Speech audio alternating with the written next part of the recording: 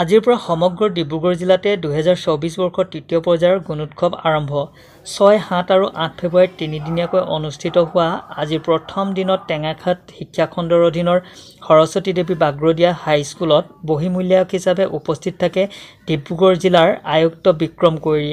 জিলা আয়ুক্তগৰাকী উপস্থিত থাকি ছাত্ৰ ছাত্ৰীৰ লগতে অভিভাৱক মাতৃগোটৰ সৈতে মত বিনিময় কৰাৰ লগতে আন্তঃগাঁথনি আদিকে কৰি বিদ্যালয়ৰ বহু আভ্যন্তৰীণ দিশ নিৰীক্ষণ কৰি সংবাদ মাধ্যমৰ আগত এনেদৰে কয়।